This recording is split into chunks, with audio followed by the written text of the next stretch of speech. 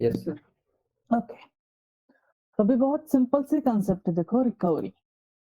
जैसे कि हम लोगों को भी रिकवरी की जरूरत रहती है, वैसे ही सॉफ्टवेयर को भी कुछ एबनॉर्मल सिचुएशन आती है तो उसको रिकवरी की जरूरत होती है।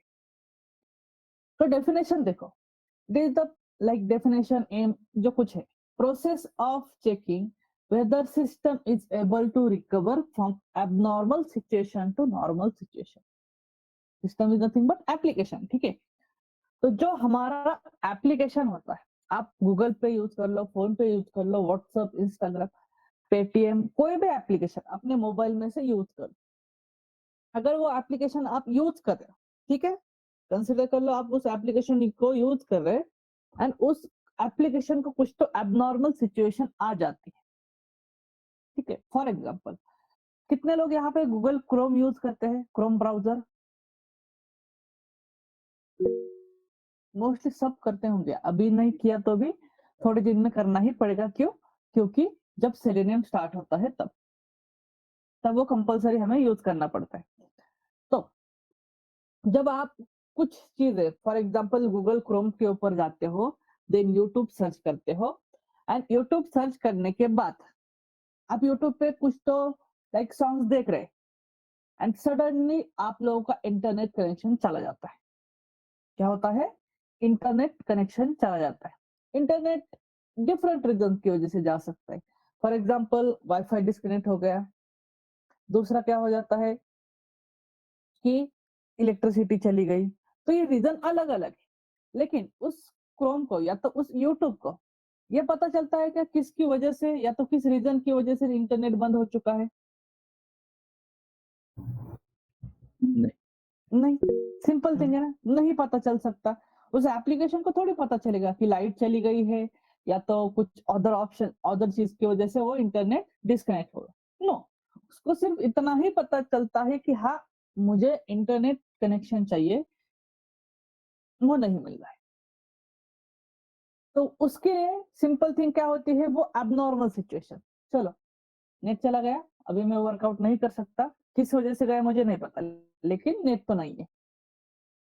तो उसके लिए एक एबनॉर्मल सिचुएशन आ जाती है, वो उसका काम करना बंद कर देता है। तो सिंपल सा, अगर क्रोम ब्राउजर में अगर आप कुछ काम कर रहे हो एंड उसको इंटरनेट कनेक्शन नहीं मिलता है, तब वो क्या मैसेज डिस्प्ले करता है? Any idea?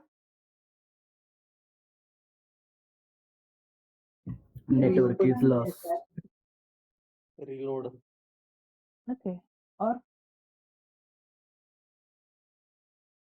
कभी यूज किया है क्रोम ब्राउजर तो पता चलेगा कि हाँ, सपोज उसको इंटरनेट कनेक्शन नहीं मिल रहा है तो वो क्या एरर मैसेज देता है।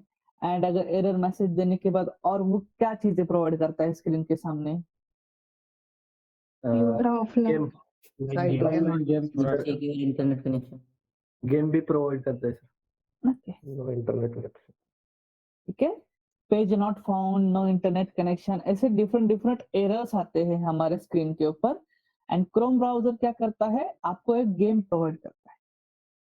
तो गेम प्रोवाइड क्यों करता है? क्योंकि यूजर्स जब तक इंटरनेट कनेक्शन वापस रिज्यूम नहीं होता तब तक सिंपली वो गेम खेल सके, यूजर्स ब्राउजर क्लोज करके चले ना जाए। मतलब ब्राउजर यूज करने वाले यूजर कम होने नहीं चाहिए, इसलिए उन्होंने एक ऑप्शन रखा है कि जब तक आपका इंटरनेट कनेक्शन वापस नहीं आता तब तक आप लोग क्या कर सकते हो, स्पेसिफिक एक गेम खेल सकते हो।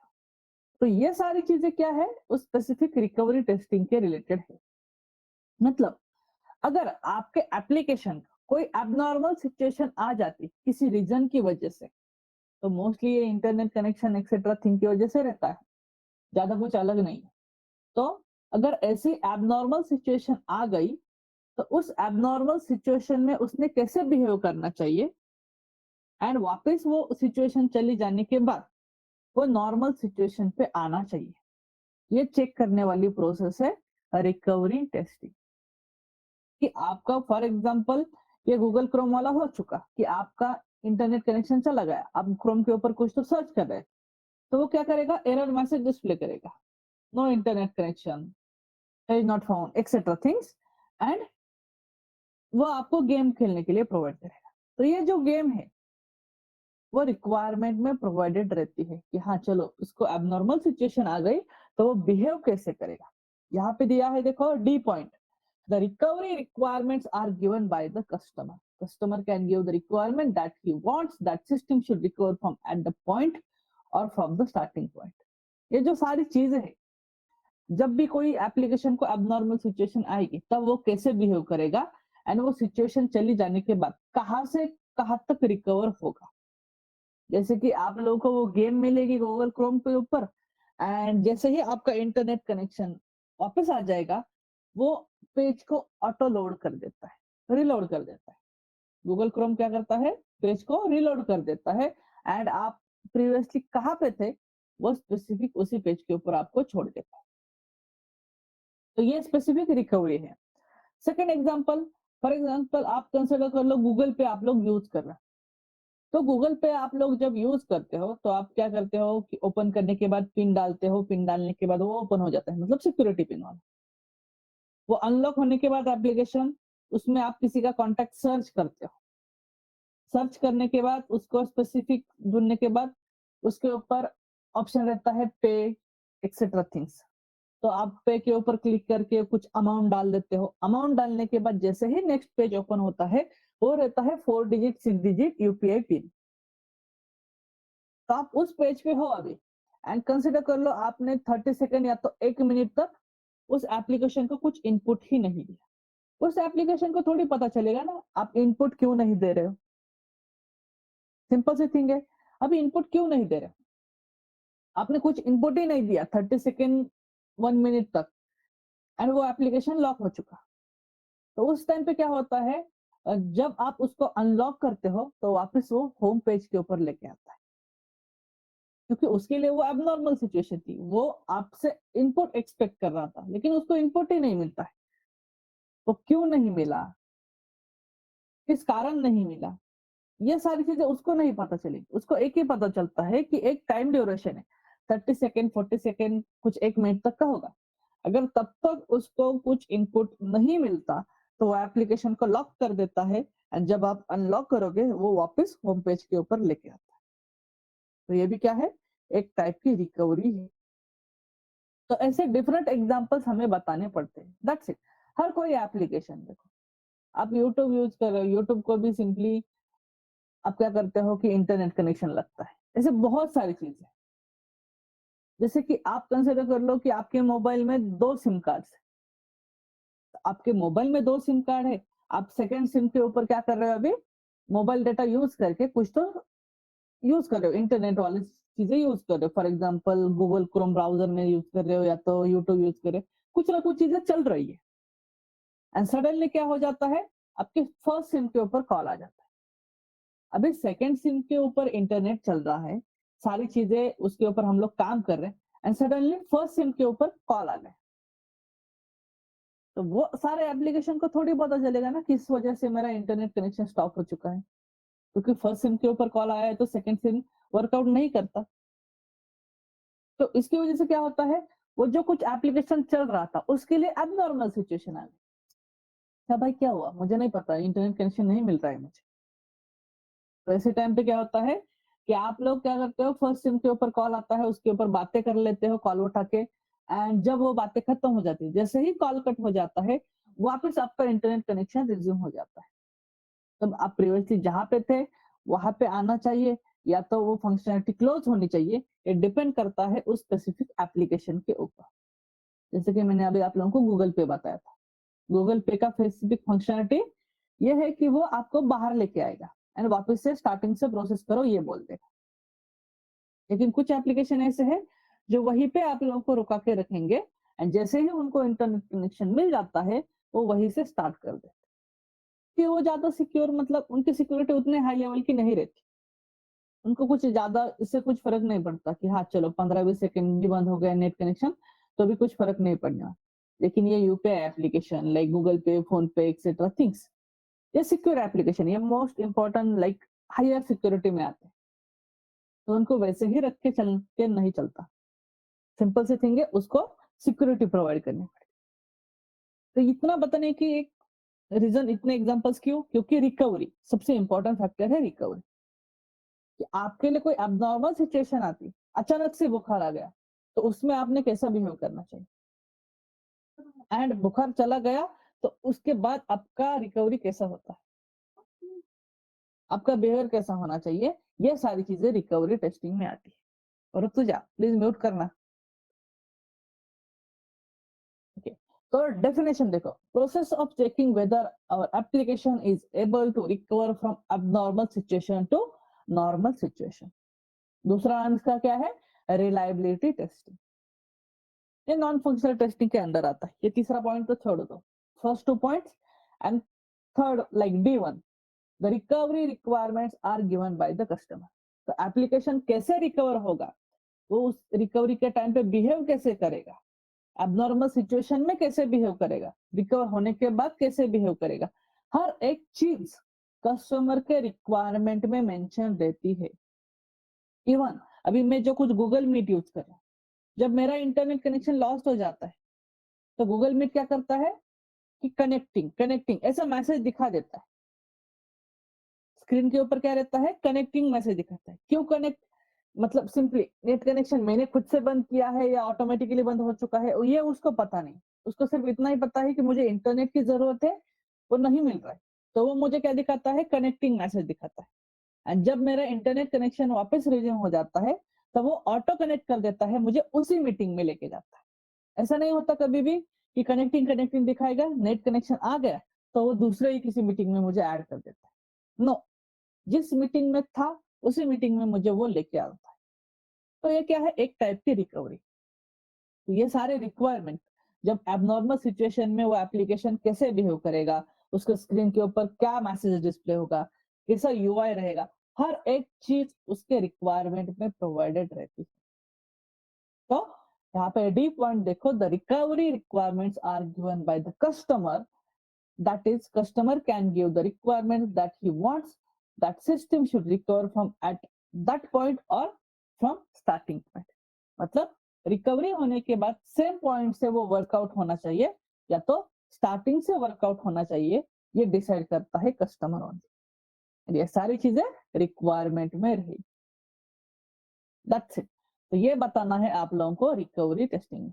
तो पहले डेफिनेशन बताओगे, देन सेकंड लाइन पे it is also known as reliability testing, and third point में बताओगे कि रिक्वायरमेंट कस्टमर ही प्रोवाइड करता है कि जब एबनॉर्मल सिचुएशन आएगी तब वो कैसे बिहेव करेगा, सिचुएशन चले जाने के बाद वो वही से कंटिन्यू करेगा या तो स्टार्टिंग से कंटिन्यू करेगा। ये सारी चीजें कस्टमर डिसाइड कर लेता है। ये 3 पॉइंट बताने के बाद आपको कोई तो एक रियल टाइम एग्जांपल वहां पे लगा देना है, इंटरव्यूअर को एक्सप्लेन कर दो, बात खत्म हो जाती है। इतना सा ही सिंपल टॉपिक है रिकवरी टेस्टिंग। समझ में आ रहा है सब लोगों को? Yes sir. Yes sir. Yes, sir. Yes sir. क्योंकि आप लोगों को एग्जांपल्स क्रिएट करने हैं अलग अलग एप्लीकेशन की। एग्जैक्टली क्या होता है, जैसे कि आप लोग व्हाट्सएप यूज करते हो, और भी एप्लीकेशन के एग्जांपल बता रहा हूँ मैं। व्हाट्सएप यूज कर रहे हो, आपने कोई तो मैसेज टाइप कर लिया एंड आपने मोबाइल डेटा बंद कर दिया, सेंड करते समय मोबाइल डेटा बंद कर दिया एंड सेंड कर दिया, तब तक वो सेंड नहीं होगा जब तक उसको इंटरनेट कनेक्शन नहीं मिलता। तब वो क्या करता है, सिंपली वहां पे देखो कि वो डबल टिक ब्लू टिक वाले ऑप्शन रहते हैं, ये सारी चीजें। तो वो जब तक आपको इंटरनेट कनेक्शन वो प्रोवाइड नहीं करते तब तक वो सिंगल टिक रहती है या तो डबल टिक रहती है, वो नहीं चली जाती। जैसे आप डेटा ऑन करोगे वो मैसेज जाना स्टार्ट हो जाता है। ऐसे हर एक चीज, अब उसमें फोटोज भेजते हो, वीडियोस भेजते हो, ऑडियो मैसेजेस भेजते हो, तो हर एक चीज के लिए कुछ ना कुछ इनपुट जरूर रहता है। तो यहाँ पे हर जगह पे इंटरनेट कनेक्शन रहता है। तो इंटरनेट कनेक्शन मोस्टली हमारे सॉफ्टवेयर के लिए इंपॉर्टेंट पार्ट है। तो रिकवरी के लिए ये हर एक चीज रहेगी। That's it. तो ये था फर्स्ट पॉइंट, रिकवरी टेस्टिंग। तो उसको अच्छी तरह से एक्सप्लेन करना सीख लो एंड अपने अपने रियल टाइम एग्जांपल क्रिएट करो। वही रियल टाइम एग्जांपल आपको काम आने वाले हैं इंटरव्यू के टाइम। तो ये फर्स्ट वन था रिकवरी। अभी सेकंड वन, नेक्स्ट टाइप है कंपैटिबिलिटी टेस्टिंग।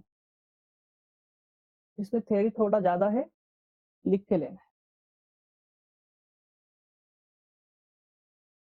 है सब लोगों को।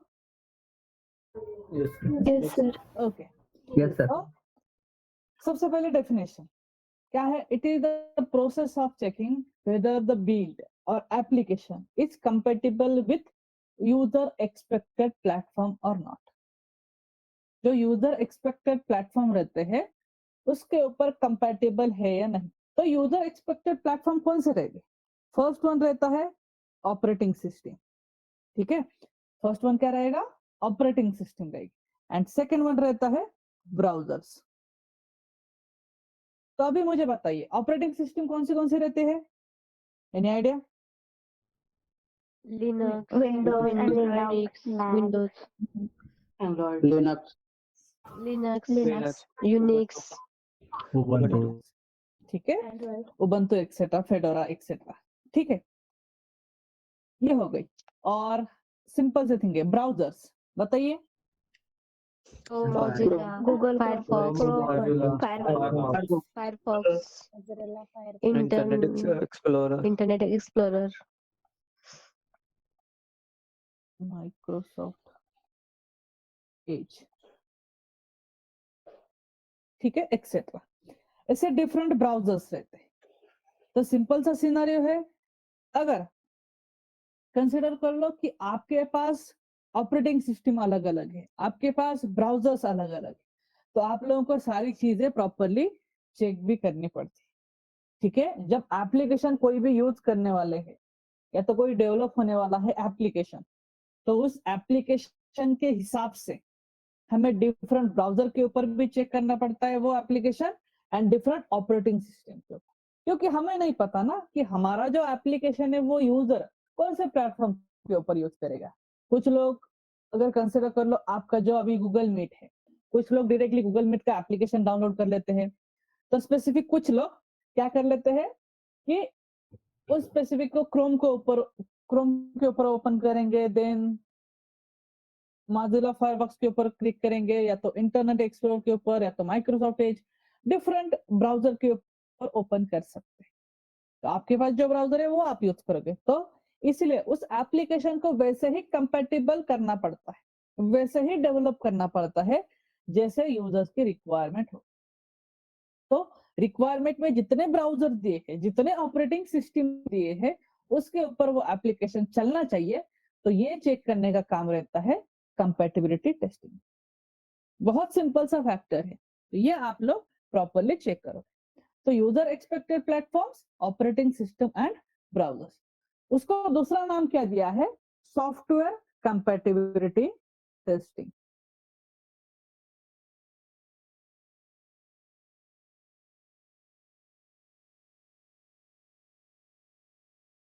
उसको दूसरा नाम दिया है सॉफ्टवेयर कंपैटिबिलिटी टेस्टिंग। तो इसमें से कुछ लोग आपको कंपैटिबिलिटी टेस्टिंग पूछ सकते हैं, कुछ लोग सॉफ्टवेयर कंपैटिबिलिटी टेस्टिंग पूछ सकते हैं। डिफरेंट डिफरेंट नेमिंग है, ये नेमिंग बहुत ज्यादा मैटर करता है। जैसे कि हम लोगों ने इसके पहले देखा था स्पेसिफिक रिकवरी टेस्टिंग। तो रिकवरी टेस्टिंग का दूसरा नाम क्या है? Reliability testing. दूसरा नाम है रिलायबिलिटी टेस्टिंग। तो अगर किसी ने पूछा कि रिलायबिलिटी टेस्टिंग क्या है, तो सिंपली आपको वो प्रॉपरली बताने आना चाहिए, बाकी कुछ नहीं। उसके बाद नेक्स्ट पार्ट है, देखो कि उसके दो कैटेगरीज है। कैटेगरीज मतलब एग्जैक्टली व्हाट, कि एक आता है हमारा टोटली सॉफ्टवेयर के रिलेटेड, एंड सेकंड वन आता है टोटली हमारा हार्डवेयर के रिलेटेड। तो हम लोग हार्डवेयर में इन्वॉल्वमेंट हमारी नहीं दिखाएंगे, ठीक है। हम लोग हार्डवेयर के ऊपर काम नहीं करते, हम लोग काम करते हैं टोटली सॉफ्टवेयर के ऊपर। तो अगर हम लोग सॉफ्टवेयर के ऊपर काम करते हैं तो फर्स्ट हमारा पार्ट रहता है software compatibility testing. Software compatibility,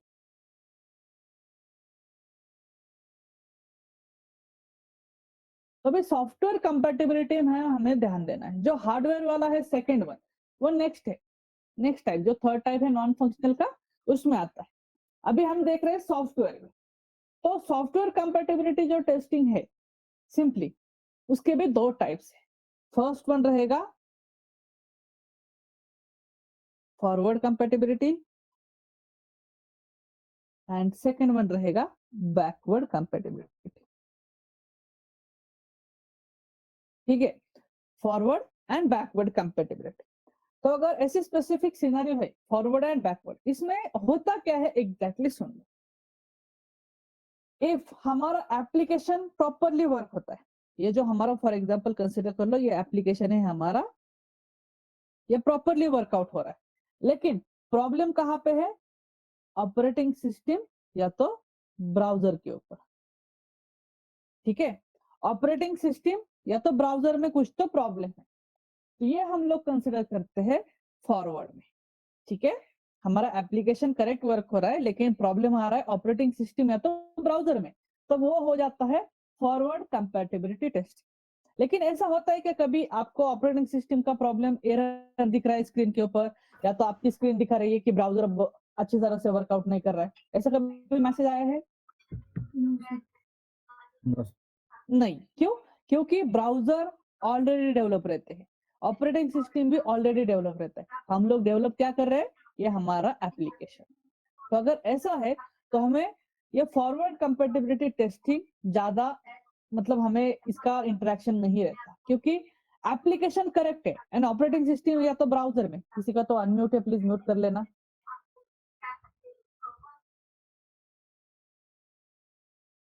operating system and browser already develop चीजें रहती, उसके ऊपर हम इस एप्लीकेशन को चलाने वाले, तो ऐसे इसमें क्या होता है, हमें लेस एरर मिलते हैं।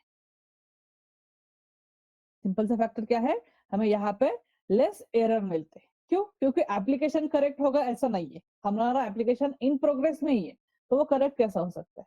तो इसलिए ये फॉरवर्ड में एरर आने के चांसेस बहुत कम रहते हैं। लेकिन बैकवर्ड में क्या होता है, जो ऑपरेटिंग सिस्टम है, जो ब्राउजर है, वो दोनों भी प्रॉपरली वर्कआउट होते हैं एंड प्रॉब्लम है हमारे एप्लीकेशन। ठीक है, मतलब operating system and browser is working properly but our application is not working well, so that time this is a backward compatibility testing। सिर्फ कंसेप्ट को नाम दिया है कि ऑपरेटिंग सिस्टम एंड ब्राउजर बराबर वर्क हो रहा है, एप्लीकेशन में कुछ तो प्रॉब्लम है, तो सिंपली वो बैकवर्ड कंपैटिबिलिटी टेस्टिंग हो जाती है एंड यहाँ पे हमें मोर डिफेक्ट मिलने के चांसेस रहते हैं। यहाँ पे क्या होता है, ज्यादा डिफेक्ट मिलने के चांसेस रहते हैं। तो ये है सॉफ्टवेयर कंपैटिबिलिटी टेस्टिंग के दो type, forward compatibility and backward compatibility. तो फॉरवर्ड में आप लोग बताओगे एप्लीकेशन अगर करेक्ट है लेकिन प्रॉब्लम ऑपरेटिंग सिस्टम या तो ब्राउजर में है, तो वो है फॉरवर्ड कंपैटिबिलिटी। एंड बैकवर्ड में ऑपरेटिंग सिस्टम एंड ब्राउजर एकदम ओके चल रहा है, एरर जो है या तो प्रॉब्लम जो है वो हमारे एप्लीकेशन में है, तो वो हो जाता है बैकवर्ड कंपैटिबिलिटी टेस्टिंग। तो यहाँ पे हमें ज्यादा डिफेक्ट मिलते हैं एंड फॉरवर्ड में हमें कम डिफेक्ट मिलने के चांसेस रहते हैं। तो इतने से ही दो टाइप रहेंगे आप लोगों के सॉफ्टवेयर कंपैटिबिलिटी टेस्टिंग। अब इसके साथ, ठीक है, अभी हमें और भी चीजें चेक करनी पड़ती है। जब कंपैटिबिलिटी टेस्टिंग आता है उसमें भी दो चीजें रहती है। दो चीजें कौन सी रहेगी? एक है specific operating system compatibility and second one है ब्राउजर। तो मुझे बताइए, ऑपरेटिंग सिस्टम आप लोग बनाते हो क्या? No. नहीं, No sir, no ठीक sir, है, ऑपरेटिंग सिस्टम आप लोग नहीं बनाते, ब्राउजर आप लोग बनाते हो क्या? no sir, नहीं, राइट? No.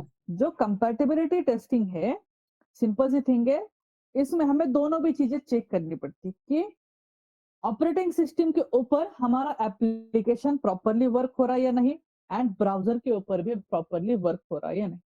लेकिन जो ऑपरेटिंग सिस्टम कंपैटिबिलिटी रहेगी, इसके हमारी इन्वॉल्वमेंट नहीं रहती। देखो अच्छी तरह सुन लो, ऑपरेटिंग सिस्टम कंपैटिबिलिटी में हमारी इन्वॉल्वमेंट बिल्कुल भी नहीं रहती। लेकिन जो सेकंड वन है ब्राउजर कंपैटिबिलिटी, उसमें हमारी इन्वॉल्वमेंट रहती है। कैसे रहेगी? क्योंकि हमें दो चीजें चेक करनी पड़ती है उसमें। एक रहेगा specific cross browser and second one रहेगा वर्जन कंपैरिजन।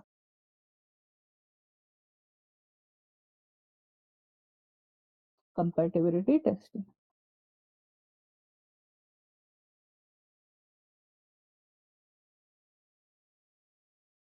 इस दोनों में चीजें डिफरेंस क्या है अच्छी तरह से देख लो कि ये जो कंपैटिबिलिटी टेस्टिंग में specific operating system compatibility and browser based compatibility आती है, उसमें ऑपरेटिंग सिस्टम कंपैटिबिलिटी हमारा पार्ट ही नहीं है, लेकिन स्पेसिफिक ब्राउजर कंपैटिबिलिटी जो है वो हमारा पार्ट है।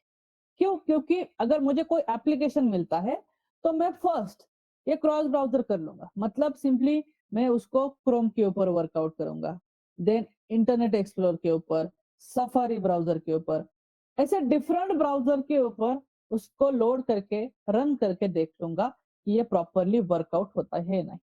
तो क्रॉस ब्राउजर टेस्टिंग मतलब क्या है? Simply we have to just execute or you have to just run that application on different browsers. This is nothing but the cross browser testing. And second one is an version based.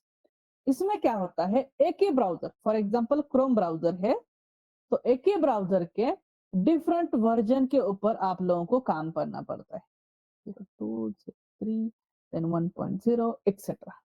क्या है specific scenario देख लो कि एक ही browser के different version के ऊपर हम लोग हमारा एप्लीकेशन एग्जीक्यूट करके देख लेंगे या तो रन करके देख लेंगे कि वो प्रॉपरली वर्कआउट हो रहा है या नहीं। जैसे कि अभी मार्केट में कुछ एप्लीकेशन है जो पुराने ब्राउजर्स को सपोर्ट नहीं करते।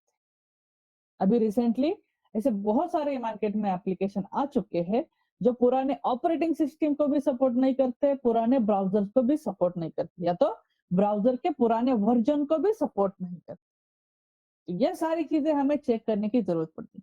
तो वो हमारा जो एप्लीकेशन रहेगा वो कौन से ब्राउजर्स के ऊपर चलेगा या तो एक ब्राउजर के कौन से वर्जन्स के ऊपर चलेगा, ये सारी चीजें लिखी रहती है रिक्वायरमेंट में। ये सब डिपेंड करता है इस रिक्वायरमेंट के ऊपर। तो सबसे इंपॉर्टेंट फैक्टर क्या है कि रिक्वायरमेंट में जो चीजें दी है वो हमें प्रॉपरली चेक करनी पड़ती है कि वो डिफरेंट ब्राउजर के ऊपर चेक करना है, प्लस एक ही ब्राउजर के डिफरेंट वर्जन्स के ऊपर चेक करना है, तो वर्जन भी कौन से रहेंगे, ये सारी चीजें रिक्वायरमेंट में मेंशन रहती है। तो compatibility testing also includes operating system testing and browser compatibility testing. So in operating system compatibility, we are not involved, but we are involved in browser compatibility testing. So it includes cross-browser testing and version comparison compatibility testing.